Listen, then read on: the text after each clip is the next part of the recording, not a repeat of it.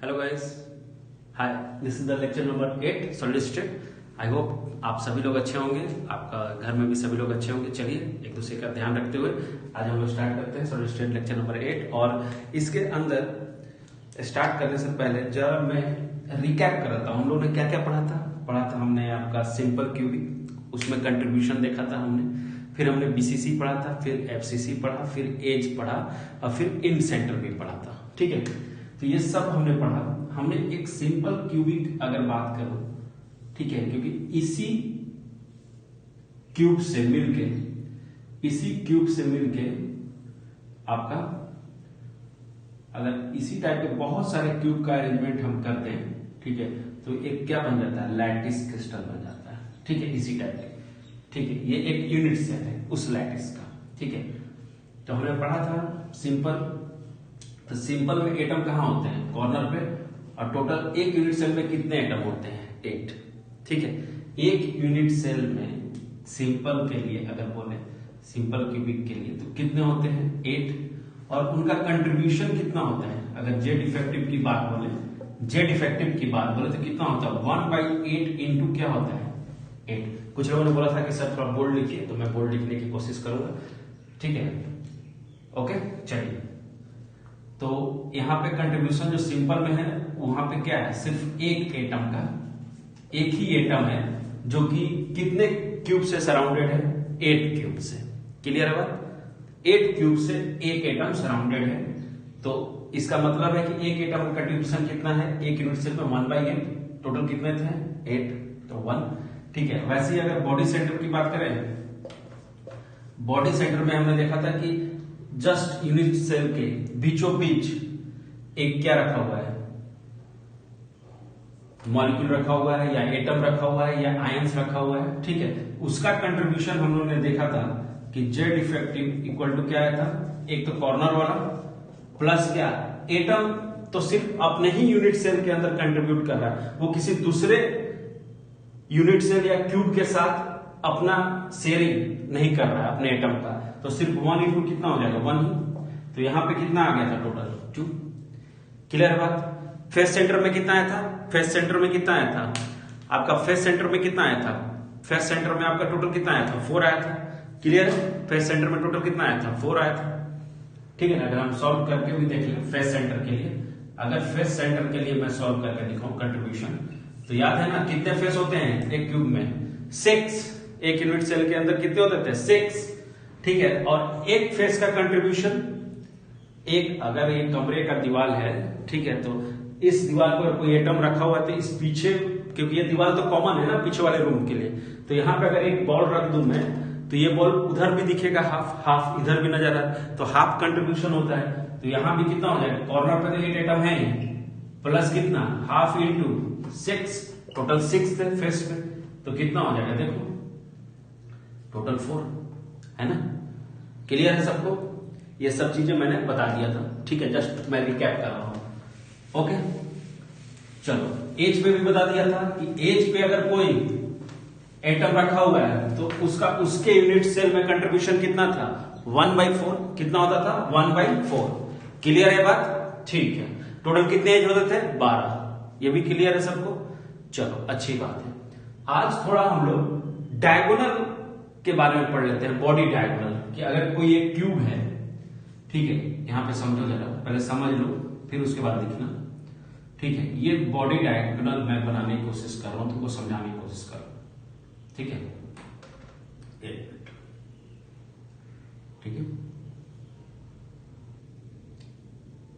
Clear है, ये यहां मिला दो, ये यहां मिला दो। ठीक है, चलो मान लो, सॉरी, इसके कॉर्नर पे भी एटम है, इसके कॉर्नर पे भी एटम है। ठीक है, कॉर्नर पे एटम डाल दिया मैंने। ठीक है, अब इस कॉर्नर से, ये जो ऊपर वाला कॉर्नर है, ठीक है, और ये जो नीचे वाला है बेस वाला, इससे यहां पे अगर लाइन खींचेंगे ना, इससे इसको यहां पे मिलाएंगे, तो ये क्या कहलाएगा, ये क्या कहलाएगा, बॉडी डायगोनल कहलाएगा। कहने का मतलब है, मान लो कि ये कॉर्नर है, ये रूम का कॉर्नर है, समझो किसी रूम में तुम बैठे हो, उसका कॉर्नर लो, और जस्ट नीचे वाला, सामने वाला नहीं, जस्ट उसके कहा नीचे, अपोजिट नीचे वाला, तो वो क्या कहलाएगा? Body diagonal. समझ रहे हो? Body diagonal. ठीक है, तो ये आप पढ़े होंगे 9th 10th के ज्योमेट्री में पढ़ते हैं बच्चे, 9th 10th के ज्योमेट्री में आप पढ़ते हैं। तो एक यूनिट सेल में टोटल 4 डायगोनल होते हैं, टोटल 4 डायगोनल बनता है एक यूनिट सेल के अंदर। तो लिखेंगे ये उतार लो, ये बॉडी डायगोनल मैंने बताया आपको। ठीक है, बॉडी, इसको बॉडी डायगोनल भी बोलते हैं, ठीक है, या डायगोनल बोलते हैं। क्लियर है बात सबको? ठीक है, तो लिखो कि नंबर ऑफ बॉडी डायगोनल, क्या लिखेंगे इसमें point? Number of body diagonal in a unit cell. तो कितने होते हैं बोलो? मैं यहां पर लिख देता हूं 4, कितना? 4 यूनिट सेल। एक क्यूब के अंदर टोटल कितने हैं? 4 यूनिट सेल होते हैं बॉडी डायगोनल के, 4 बनेंगे। ठीक है, एक यहां से बन जाएगा, फिर एक यहां से लाइन चला जाएगा, फिर एक लाइन, समझ आ रहा है? एक लाइन यहां से यहां चला जाएगा, ये वाला से यहां। ठीक है, एक लाइन यहां से यहां आ जाएगा। क्लियर है? एक लाइन यहां से यहां चला जाएगा, तो टोटल 4 बॉडी डायगोनल बन जाएंगे। कोई दिक्कत? चलो, तो लिख लो इन ईच बॉडी डायगोनल। एक और पॉइंट लिख लो कि हर बॉडी डायगोनल में, in each body diagonal there are 2 atom included नहीं, excluded corner atom. Corner atoms को छोड़ के हर बॉडी डायगोनल में 2 एटम होते हैं। ये कॉर्नर एटम को छोड़ के हर बॉडी डायगोनल में 2 एटम्स होते हैं, ये ध्यान रखना। ठीक है, कॉर्नर्स को छोड़ के, अगर एक कोई हमको बोलेगा कि आप एक्सेप्ट कॉर्नर, आप बॉडी डायगोनल से एटम हटा रहे हैं, किसी क्वेश्चन में है कि remove body diagonal atom except corner atom, तो हम कितने एटम हटा रहे हैं? 2 एटम। समझ में आ रही बात? क्लियर हो गया? ठीक है, एक बॉडी डायगोनल में मिनिमम 2 एटम आते हैं। ठीक है, चलो अब फेस डायगोनल की बात करें तो यहीं पे मैं समझा देता हूं, बाकी सब चीजों को रब कर देता हूं। ठीक है, चलो उतार लो। चलो अब यहां पे अगर मैं फेस की बात करूं, फेस डायगोनल, तो कुछ नहीं, इस कॉर्नर से ये कॉर्नर, यहां पे कोई एटम रखा हुआ है तो ये क्या कहलाएगा? ये फेस से ही टच होगा ना, तो ये क्या कहलाएगा? Face diagonal. ठीक है, ये क्या कहलाएगा? Face diagonal. तो लिखेंगे number of face diagonal of a unit cell, लिखेंगे हम लोग नंबर ऑफ फेस क्या? Diagonal of a unit cell equal to क्या है? 2 पर यूनिट सेल। मतलब एक यूनिट सेल के अंदर कम से कम 2 फेस डायगोनल तो होंगे on each face.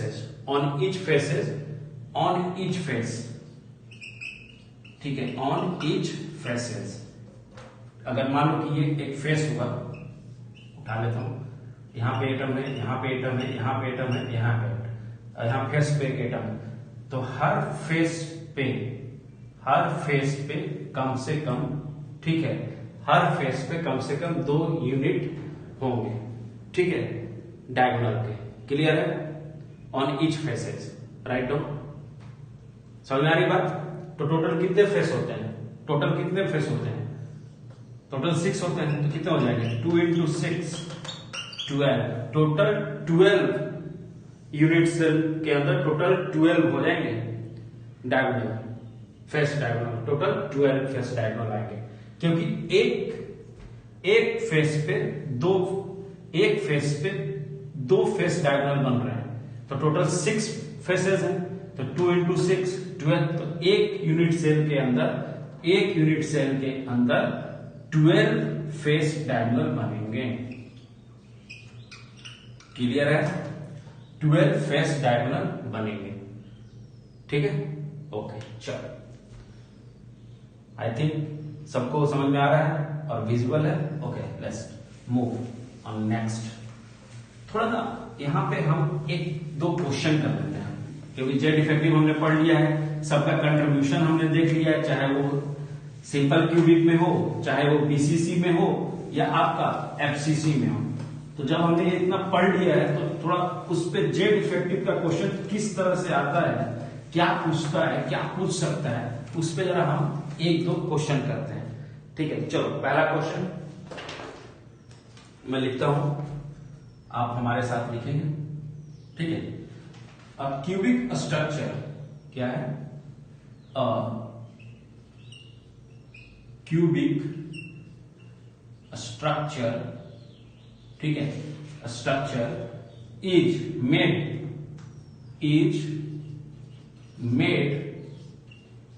From x, y, ठीक है, when x atom is corner of the cube, क्या बेटा? क्यूब के कॉर्नर पे है x atom, and y is at the face center of the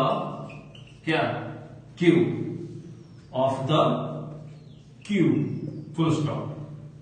The molecular formula of the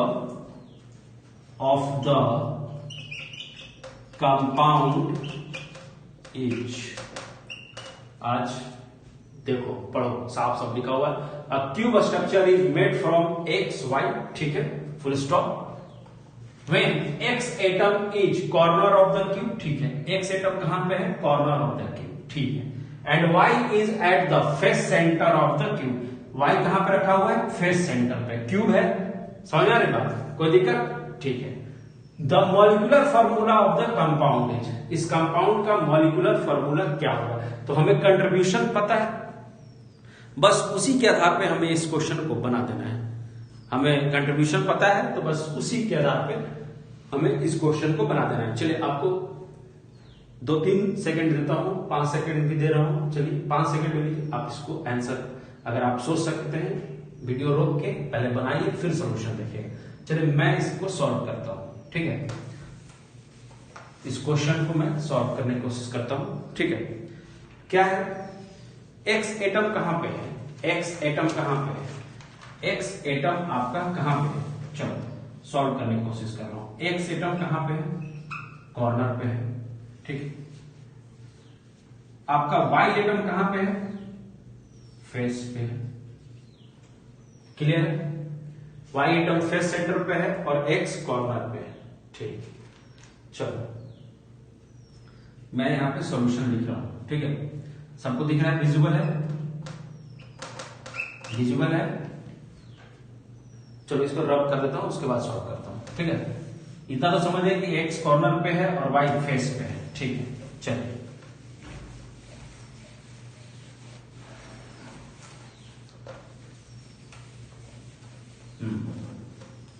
x आपका corner पे था, एक्स कहां पे था? कॉर्नर पे, चलो, और वाई कहां है? फेस पे, ठीक। कॉर्नर पे जो एटम रहते हैं, कितने टोटल एटम थे? 8। फेस पे टोटल कितने एटम थे? 6। अरे पता है ना क्यूब के लिए, ठीक। ये कॉर्नर एटम है, total corner atoms in A cube, एक क्यूब की बात हो रही, एक यूनिट सेल की। और इन द फेस कितने? 6 face atom in A cube, okay. कितना कंट्रीब्यूशन होता है एक एटम का? 1/8। टोटल कितने हैं? 8। कोई दिक्कत यहां तक? क्लियर है सबको? ठीक। फेस वाले एटम का क्या कंट्रीब्यूशन होता है? 1/2। टोटल कितने हैं? 6। ये 3 से गया, ये 1 से गया। फॉर्मूला क्या है बताओ। यहाँ पे x ही आया क्योंकि 1 ही है, यहाँ पे 1 आया है, ठीक है, यहाँ 3 आया है, तो यहाँ पे क्या हो जाएगा y क्या हो जाएगा 3। तो इसका मतलब है कि जो हमारा फॉर्मूला आया है कंपाउंड का वो क्या है XY3। देख लो समझ में आया सबको, क्लियर है? अरे बोलो क्लियर है ना। चलो नेक्स्ट एक और क्वेश्चन देखते हैं, इजी है। चलो सिर्फ कंट्रीब्यूशन जानना है, क्वेश्चन सॉल्व हो जाएगा, ठीक है। चलिए नेक्स्ट एक और क्वेश्चन क्लास में प्रैक्टिस कर लेते हैं, थोड़ा और क्लियर हो जाएगा, ठीक है। चलिए ओके नेक्स्ट क्वेश्चन है इन FCC lattice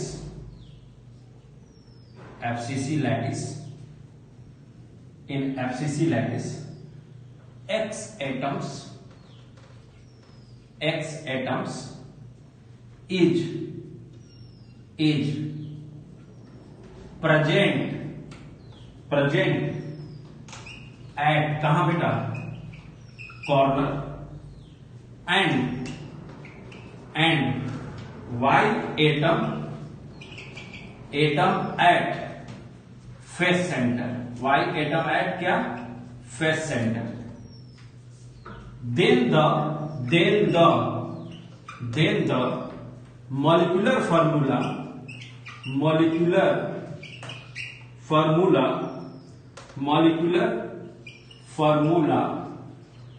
of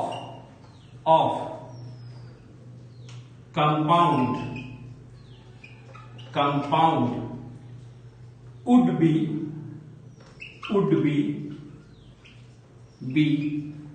if one X atom is missing, one X atom is क्या है बेटा missing from कहां कॉर्नर, ठीक है। क्वेश्चन है इन FCC lattice X atom is present at corner and Y atom at face center, then the molecular formula ठीक है of compound would be if one X atom is missing। कहने का मतलब है, मैं हिंदी में भी समझाता हूं कि X atom जो है ठीक है वो कॉर्नर पे प्रेजेंट है और Y एटम कहां पे है फेस सेंटर पे है, कोई दिक्कत नहीं, ठीक है। Then the molecular formula of compound would be, क्या मॉलिक्यूलर फॉर्मूला होगा अगर एक X एटम क्या हो जाए कॉर्नर से गायब हो जाए, तब क्या मॉलिक्यूलर फॉर्मूला बनेगा। चलिए सोच लीजिए, ठीक है। क्वेश्चन सबको समझ में आ गया है, ठीक है। चलिए तो जरा मैं इसको अब रब कर दूं, ठीक है, इसको मैं रब कर देता हूं, ठीक है। क्वेश्चन सबने उतार लिया होगा, अब जरा सॉल्यूशन के बारे में सोचते हैं, ठीक है। चलिए क्वेश्चन हमें बोला कि एक्स एटम कहां पे है, एक्स एटम हमारा कॉर्नर पे है। क्वेश्चन में हमें बोला कि एक्स एटम कहां पे है, एक्स एटम जो है वो कहां है, एक्स एटम एट कॉर्नर, ठीक है। FCC एलिमेंट के अंदर एक्स एटम कहां है कॉर्नर पे, ठीक है। फेस सेंटर से हमें एकदम क्लियर हो गया कि कैसा होना चाहिए, ठीक है। सेकंड क्या है पार्ट ये है कि वाई एटम कहां पे है, एट फेस सेंटर, क्लियर, कोई डाउट नहीं, ओके। चलिए एक्स एटम अगर कॉर्नर पे है तो टोटल कितने क्यूब में कॉर्नर होने चाहिए, 8, बट एक मिसिंग है, तो इसका मतलब है कि 8 अगर टोटल कॉर्नर एटम है, टोटल क्या कॉर्नर, ठीक है, एटम अगर 8 है तो 8 माइनस 1 क्योंकि एक मिसिंग है, तो अभी कितना बच गया, 7 एटम। अभी कितना बच गया है, 7 एटम ही बचा है, क्लियर है सबको, 7 एटम ही बचा है, ठीक है ना, 7 एटम बचा है, क्लियर है सबको। चलिए कंट्रीब्यूशन तो अभी भी उतना ही है ना, अरे एटम मिसिंग है ना, बट कंट्रीब्यूशन तो कॉर्नर का जो कंट्रीब्यूशन है, कंट्रीब्यूशन ऑफ क्या कॉर्नर एटम अभी भी कितना है बेटा 1/8, ठीक है। और कितना एटम बच गया है तो 1/8 इंटू क्या हो जाएगा 7। तो इसको जरा मैं यहां पे ऐसे लिख सकता हूं 1/8 इंटू क्या 7, ऐसे लिख सकता हूं, ठीक है। अब आते हैं फेस पे। फेस पे टोटल कितने एटम होते हैं 6। यहां से कोई एटम मिसिंग नहीं है, यहां से कोई एटम मिसिंग नहीं है। इसका कंट्रीब्यूशन कितना होता है बोलो 1/2 फेस के एटम का, पढ़े हुए हम लोग। टोटल कितना है 6। तो पहले यहां पे अगर तुम सॉल्व करोगे तो कितना आएगा 7/8, और यहां अगर तुम सॉल्व करोगे तो कितना आ रहा है 3। इसका मतलब है, यहां तक देख लो, इसका मतलब है कि x का जो वैल्यू है यहां पे, चलो इन दोनों के बीच में लाइन डाल देता हूं मैं, कंफ्यूजन नहीं हो। तो x का जो वैल्यू आया है वो आया है 7/8, और y का जो वैल्यू आया है वो क्या आया है y3, ये आया है ना, देख लो सभी लोग देख रहे हैं। x 7/8 y3 है। तो क्या इसको मैं सिंपलेस्ट फॉर्म में ला सकता हूं? हाँ, हम लोग इसको सिंपलेस्ट फॉर्म में भी लिख सकते हैं। क्या करेंगे बोलो, क्या करेंगे, मल्टीप्लाई कर देंगे, किससे, किससे मल्टीप्लाई कर दो इसको 8 से। अगर मल्टीप्लाई कर दो इस फॉर्म को, जो ये फॉर्म आया है, मैं यहां पे लिखूं, ये जो फॉर्म आया है x 7/8 और y क्या आया है 3। अगर मैं इस पूरे फॉर्म को किससे मल्टीप्लाई कर दूं 8 से, सिंपलेस्ट फॉर्म में लाने के लिए, तो ये क्या हो जाएगा बोलो x 7 हो जाएगा और y कितना हो जाएगा 24। तो ये ज्यादा सही लग रहा है, तो आंसर क्या आ जाएगा x 7 24। ये भी आपका सही है।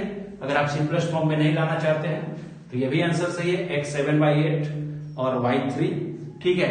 और आपका अगर सिंपलेस्ट फॉर्म में ला देंगे 8 से मल्टीप्लाई कर देंगे तो x 7 और y कितना हो जाएगा 24। तो ये क्या है सिंपलेस्ट फॉर्म है इस फॉर्मूला का, ठीक है। हम लोग पढ़े हुए हैं ना, अरे मोल कंसेप्ट में हमने पढ़ा हुआ है सिंपलेस्ट रेशियो फॉर्म, ठीक है।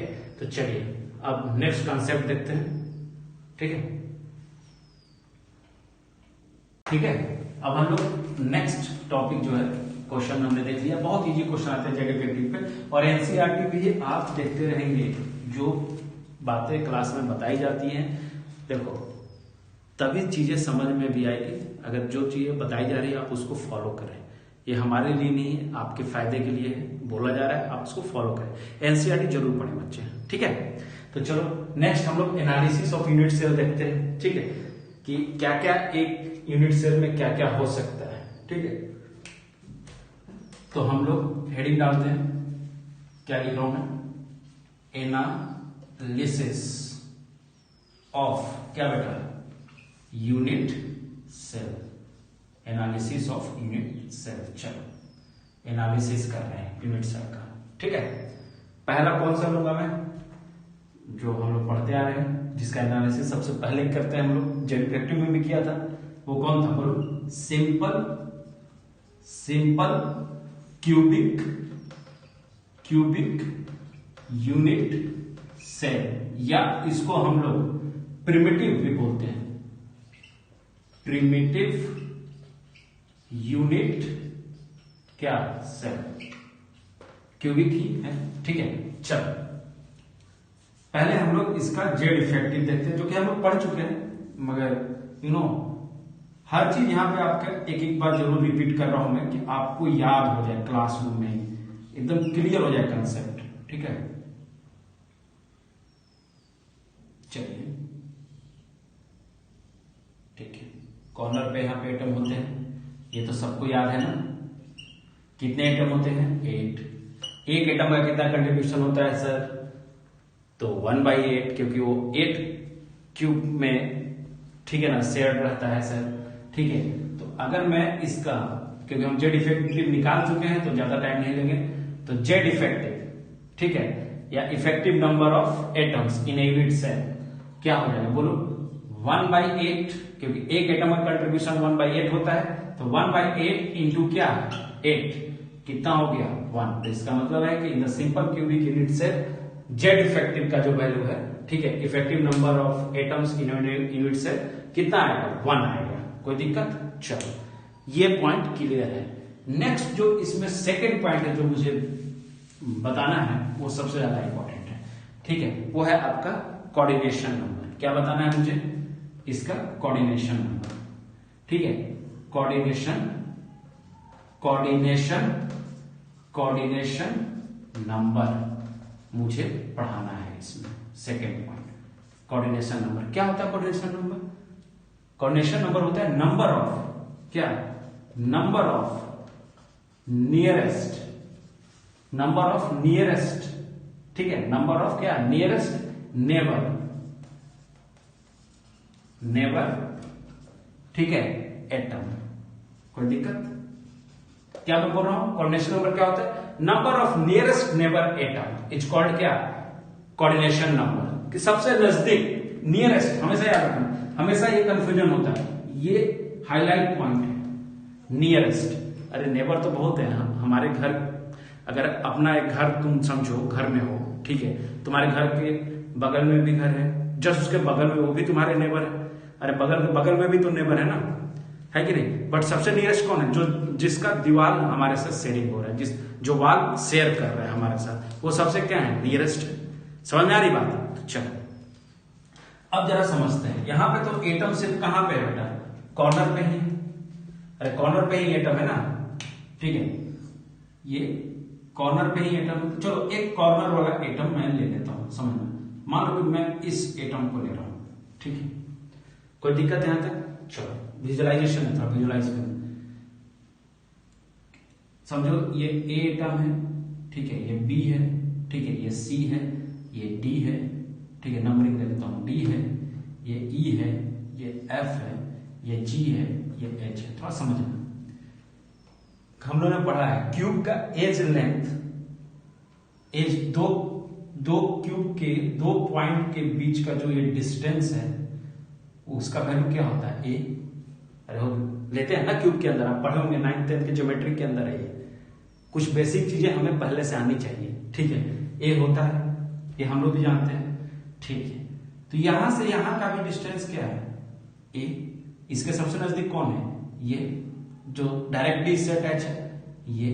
फिर कौन डायरेक्टली अटैच है, ये नीचे, ठीक है। फिर कौन अटैच है डायरेक्टली, ये डी।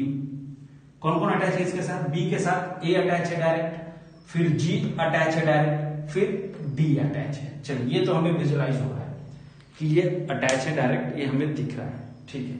अब जो नहीं दिख रहा है उसको जरा सोचते हैं, ठीक है। इस पर्टिकुलर यूनिट सेल में 3 इसके नेबर हैं जो सबसे नजदीक है इस एटम के, ठीक है। तुमको क्या लगता है कि अगर तुम इस कॉर्नर पे बैठे हो, तो क्या इस रूम के सामने भी तो एक रूम, अगर ये कमरा है समझ लो, तो इसके सामने भी तो एक कमरा है ना, और इसके आगे कमरा होगा ना भाई, इसके आगे एक कमरा होगा। एक कमरा किधर है, इधर को है, लेफ्ट हैंड साइड में मेरे, और एक कमरा किधर है, ऊपर। तो इसका मतलब है कि वहां भी जो एटम है, ऊपर में जो एटम है, ये उनके साथ भी शेयर कर रहा होगा। फिर यहां पे जो एटम है इस कमरे में, उसके साथ भी सेम लेंथ पे होगा, और जो सामने में है उसके साथ भी है। इसका मतलब ये कौन सा है, फ्रंट वाला, ये लेफ्ट वाला, ये कौन है, अपर वाला। समझ में आ रही बात, क्लियर है बात? अरे समझो ना, कमरा है, कमरे के कॉर्नर पे रखे हुए गेंद, तो एक तो इसके साथ शेयर हो गया सामने, ठीक है, उसी यूनिट सेल में सोचो। अगर यहाँ पे बॉल रखी हुई है ये कॉर्नर पे, तो एक तो यहाँ पे जो है एटम जो सबसे नजदीक है, फिर एक एटम कहाँ नजदीक होगा, समझो, इधर नजदीक है, फिर एक एटम किधर नजदीक है, इधर नजदीक है, फिर एक एटम किधर नजदीक है, इधर नजदीक है। समझ में आ रही? फिर इधर भी एक नजदीक होगा, फिर एक इधर भी नजदीक होगा। समझ में आ रही जो अभी हमने दिखाया है? तो इसका मतलब है कि टोटल कितने कोऑर्डिनेशन नंबर, 6 कोऑर्डिनेशन नंबर हो गए, ठीक है। तो जरा समझते हैं, इसका मतलब है कि यहां पे जो कोऑर्डिनेशन नंबर है, जो यहाँ पे कोऑर्डिनेशन नंबर है इन द सिंपल क्यूबिक, इसको CN से डोनेट करते हैं कोऑर्डिनेशन नंबर। तो यहाँ पे जो कोऑर्डिनेशन नंबर है वो कितना है, 6। कितना है कोऑर्डिनेशन नंबर, 6। इसका मतलब है कि लिखेंगे for the simple for the simple cubic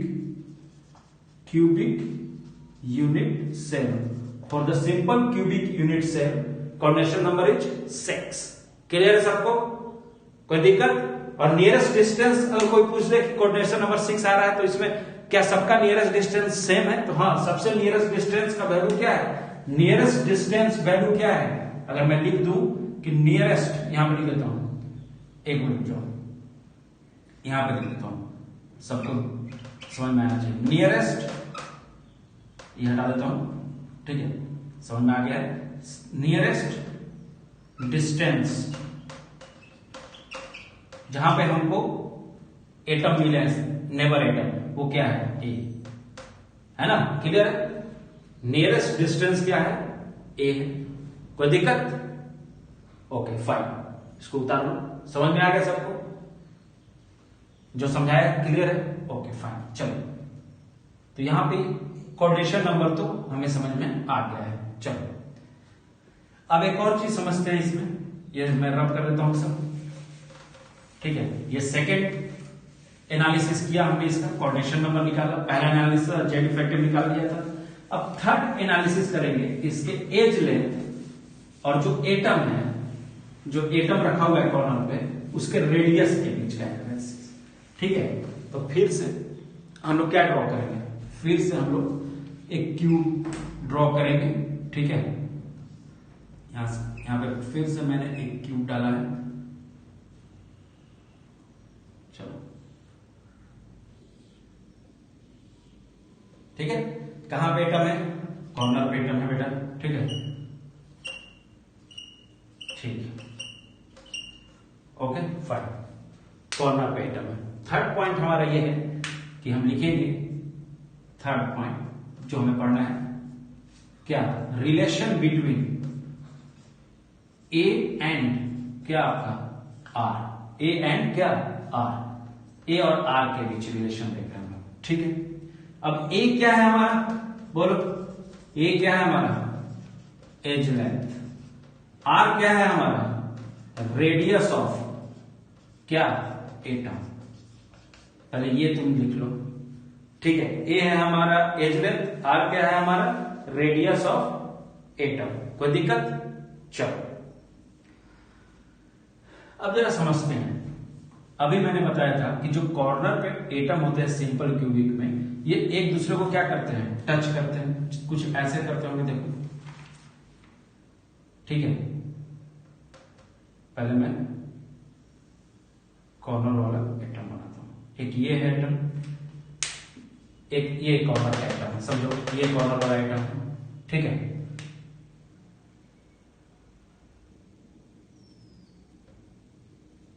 एक ये दूसरा कॉर्नर वाला आइटम है, ठीक है।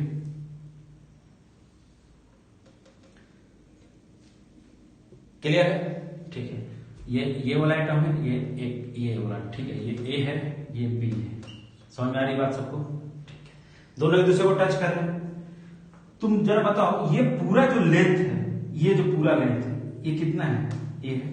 ये एज लेंथ जो है वो क्या है? ए है ना। अरे यहां से यहां तक का जो एज लेंथ है वो यही है ना भाई। बट यहां से यहां तक जहां टच कर रहा है, इसके सेंटर से यहां तक का डिस्टेंस क्या है? आर। इसका भी तो सब सेम ही होगा, आर। इसका मतलब है समझना है इस बात को कि हमें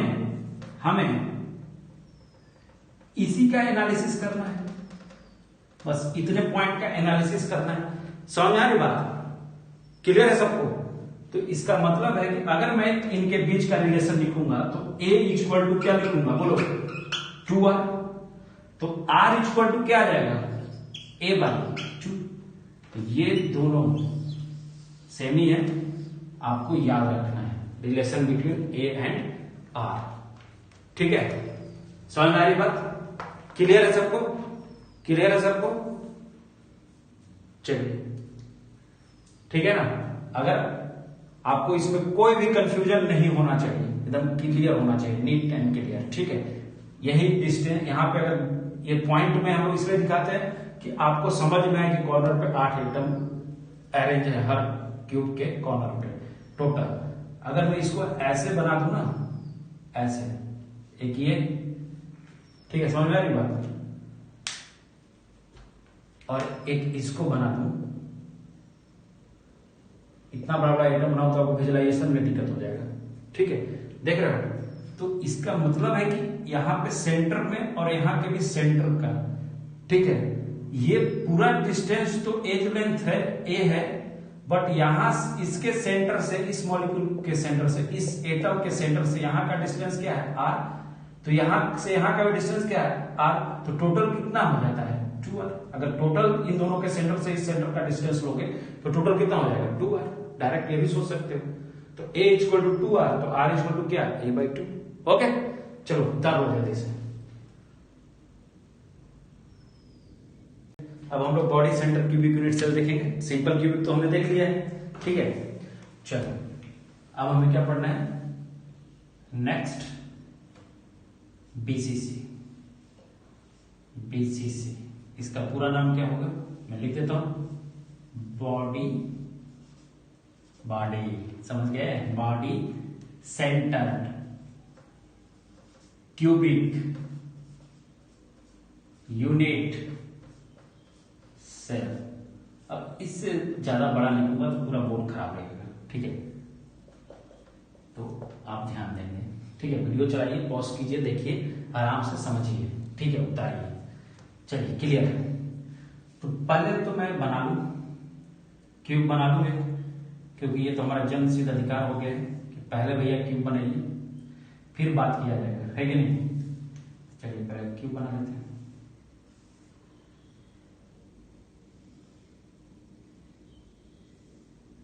सॉरी, एक मिनट, थोड़ा अच्छे से बनाना है, थोड़ा ठीक ठाक लगे, ठीक है भैया। चलो क्यूब बना लिया हमने भैया, तो कॉर्नर पे एटम भी थोड़ा सजा लेते हैं, है कि नहीं। चलो भाई, कॉर्नर पे एटम भी डाल दिया हमने, है ना। चलिए बहुत बढ़िया। अब बॉडी के सेंटर पे भी, क्योंकि हमने पहले पढ़ रखा था कि इसके बॉडी के सेंटर पे भी एक एटम होता है, तो एकदम बॉडी के बीचों बीच कोशिश किया डालने की। क्लियर है। चलो, तो पहला पार्ट तो इजी है, क्योंकि हम इसको पढ़ के आए हैं अभी, है ना, पिछले क्लास में, जेड इफेक्टिव। तो जेड इफेक्टिव माने effective number of atoms in a cubic unit cell, किसमें, बॉडी सेंटर के। तो यहां पे इफेक्टिव नंबर ऑफ एटम्स क्या होगा, बोलो। इफेक्टिव लिख देता हूं, फिर से रिकैप हो जाए, effective number of atoms, effective number of atoms कहां पे, बीसीसी। बोलो कॉर्नर के लिए कितना कंट्रीब्यूशन है, कॉर्नर के लिए 1/8 इंटू क्या था, 8। क्लियर है, ये कॉर्नर के लिए है भाई मेरे, ये किसके लिए है, कॉर्नर एटम्स।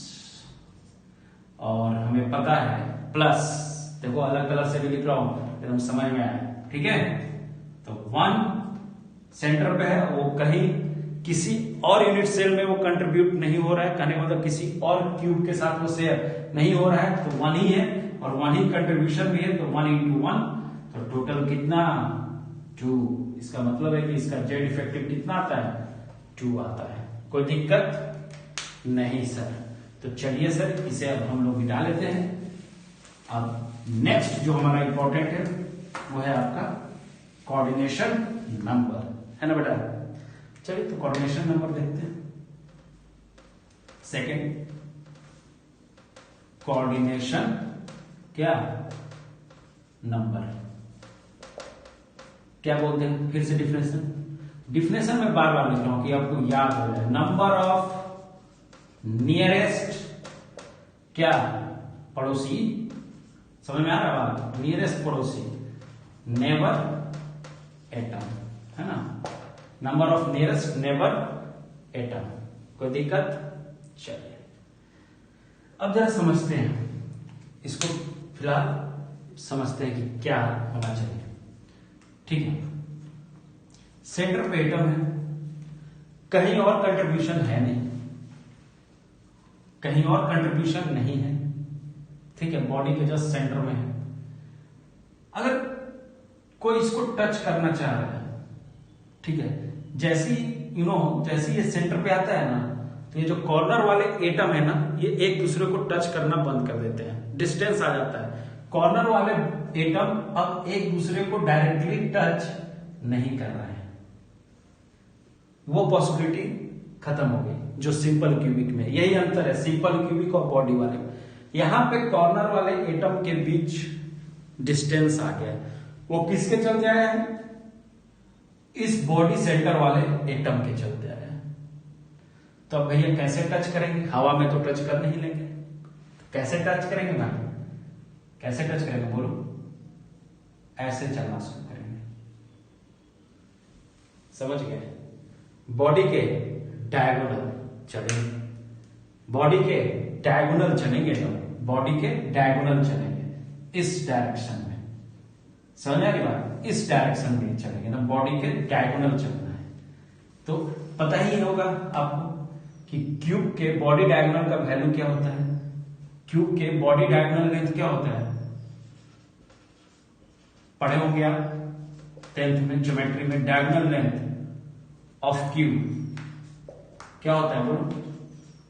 मैं लिख देता हूं, देखो हाईलाइट करूंगा, √3a, ये याद होना चाहिए, √3a होता है।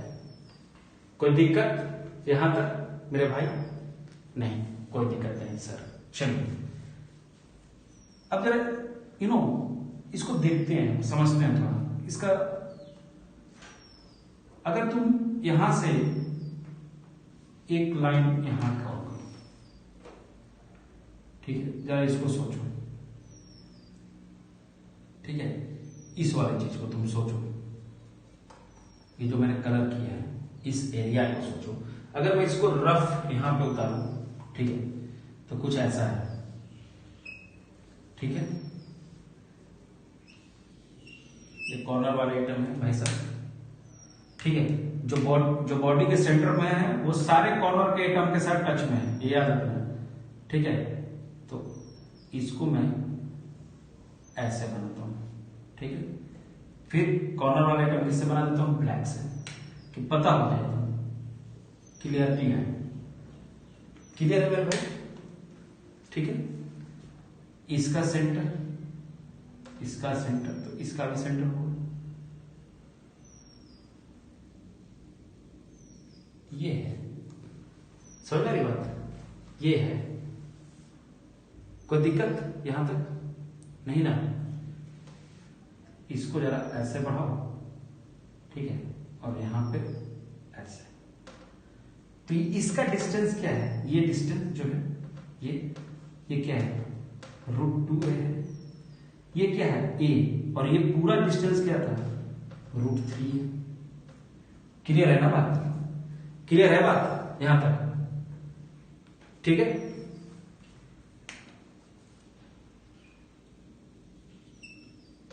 क्लियर है? क्लियर है? चलो ठीक है ना, यहां तक समझना है, ठीक है।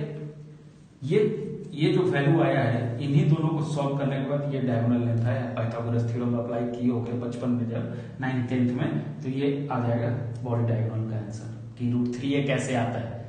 समझना रही बात? चलो अब जरा समझना है मुझे कि ये जो बॉडी के सेंटर में रखा हुआ है एटम, ठीक है, जो बॉडी के सेंटर में रखा हुआ है एटम, ठीक है, अगर बॉडी के जो सेंटर में रखा हुआ है एटम, ये किसके सबसे नजदीक है? तो पहले तो अपने लेयर में 1 नंबरिंग कर देता हूं सारे कॉर्नर एटम का 1, चलो यहां से 1 2 3 4 5 6 7 8, ये दोनों के साथ तो हो गया, यहां भी अपने लेयर में हो गया, फिर जस्ट इसके क्या टोटल कर लो कनेक्ट, ठीक है, यहां भी कर दो, यहां भी कर दो, यहां भी कर दो, तो टोटल यहां पे जो कोऑर्डिनेशन नंबर है बॉडी सेंटर वाले का वो कितना है बोलो? कितना है कोऑर्डिनेशन नंबर? कितना है बॉडी सेंटर का? 8 होगा। कितना होगा? 8। और यहां पे सबसे नियरेस्ट डिस्टेंस जो है नेबर एटम के लिए, सबसे नियरेस्ट डिस्टेंस क्या होगा? जरा तुम सोचो, ये कॉर्नर वाला एटम है और ये बॉडी सेंटर वाला है। तो यहां से यहां का तो डिस्टेंस √3a है, तो यहां से यहां कितना हो जाएगा बोलो? हाफ हो जाएगा, √3a/2 हो जाएगा ना। तो इसका मतलब है कि अगर कोई पूछे कि नियरेस्ट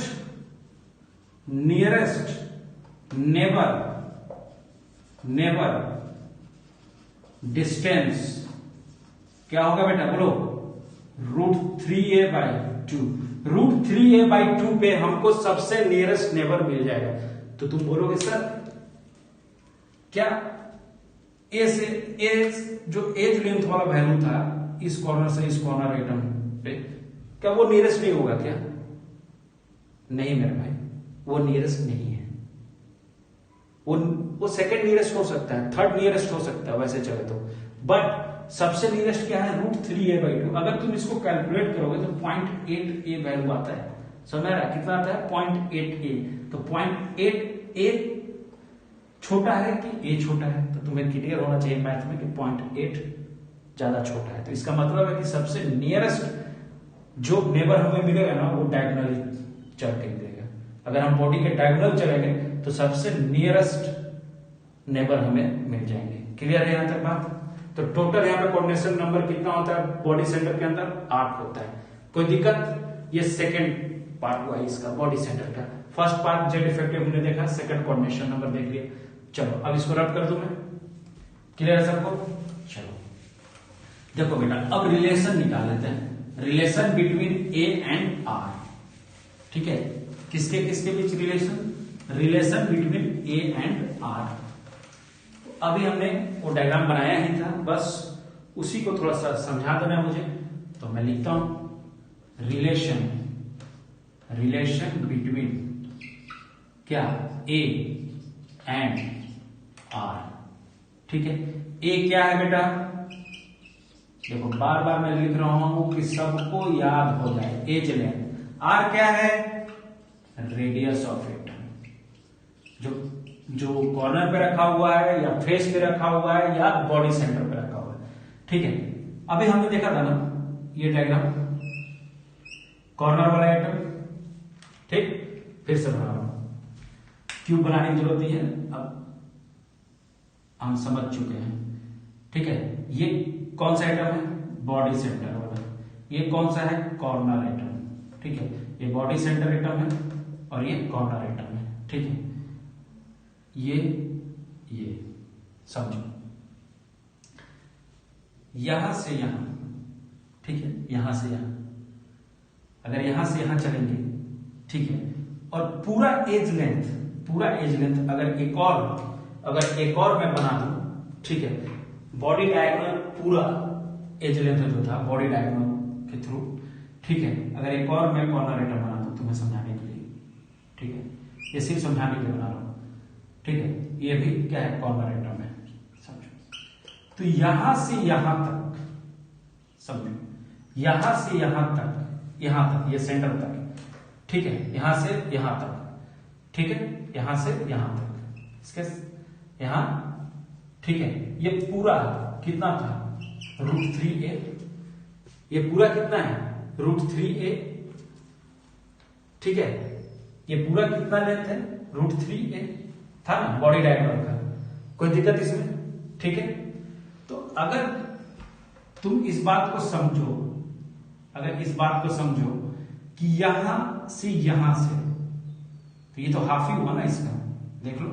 तो ये डिस्टेंस कितना हो जाएगा बॉडी डायगोनल के अनुसार? √3a/2 हो जाएगा। अरे होगा।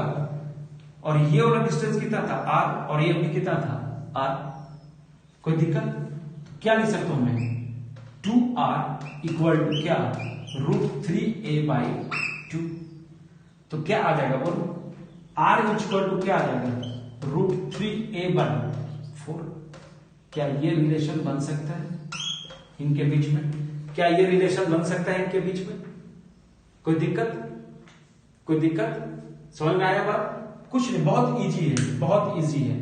ठीक है, अगर इसमें कोई कंफ्यूजन हो तो जरूर डाउट क्लास हम लोग लेंगे तो उसमें भी समझाएंगे, बट यहां पे समझना जरूरी है। कुछ नहीं किया है मैंने, ठीक है।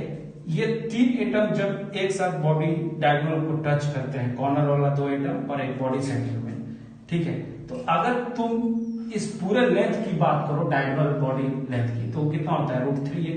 तो यहां तो सिर्फ मैं हाफ ही ले रहा हूं ना मेरे भाई, यहां से इस कॉर्नर एटम से बस इस बॉडी सेंटर वाले एटम की, ठीक है, तो ये कितना हो गया बोलो, ये कितना हुआ, ठीक है, ये कितना हो गया बोलो, √3a/2, क्योंकि यहां से यहां तक का डिस्टेंस, ठीक है, यहां से यहां तक का डिस्टेंस क्या था √3a, क्लियर है, √3a था, बट यहां से यहां तक का क्या हाफ हो जाएगा ना, अगर ऐसे कर दूं, देखो ऐसे कर दो, क्लियर है, और इसको भी ऐसे कर दूं, तो यहां से यहां तक अगर मैं डिस्टेंस निकालना चाहूं तो ये कितना हो जाएगा √3a/2, क्लियर है, कोई दिक्कत, और ये कितना था r और r, तो ये कितना हो गया 2r, और हमारा a का क्या है, एज लेंथ क्या है डायगोनल का √3a/2, r इज दिस।